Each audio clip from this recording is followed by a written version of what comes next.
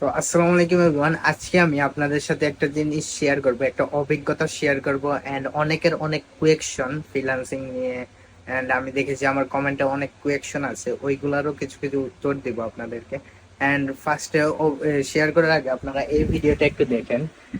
এইটার ফার্স্টে আপনারা লেয়ারটা একটু দেখতে দেখতে পারেন। এইটার লেয়ার হলো এই যে, এটা হলো ক্যাপকাটে এডিট করা হয়েছে এন্ড ফুল ভিডিও হলো আপনার লাইক 3 মিনিটের কাছাকাছি।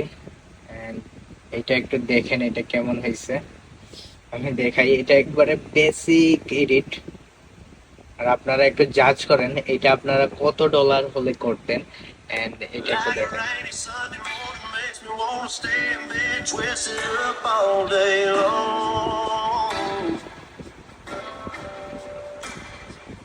You're my inspiration, girl. You take me places, put the words right into these songs.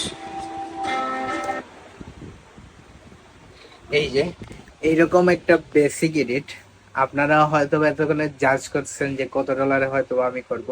এইটা আমি করেছি $30 নিয়ে।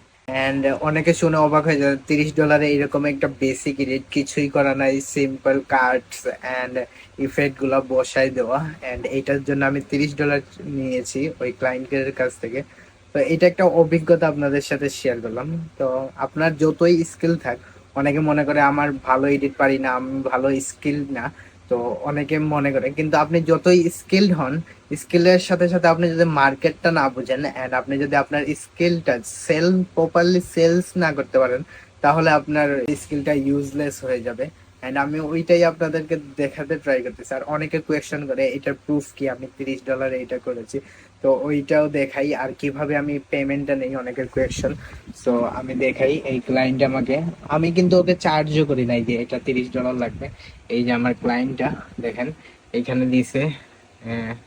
আমি সরি, এই যে আই হ্যাভ এ সরি, এই যে এখানে লেখছে, hey I got a small easy project for you, like easy haha.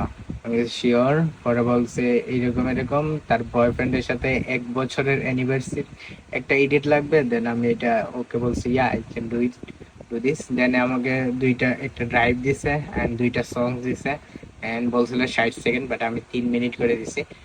And ওই আমাকে বলছে, আমি কিছুই বলি নাই, এই যে আপনারা দেখেন, ওই আমাকে বলছে এটার জন্য আমাকে দিবে $30, মানে $30। আই এম নট পরে পরে আমি এটা করে দিছি। এই যে দেওয়ার পরে ও বলছিল ওয়েসডে, মানে পরের দিন লাগবে। আমি ওই দিন রাতেই 4টা 5-এ আমি এটা করে দিছি। করে দেওয়ার পরে ওর একটা রিভিশন আসছে। ও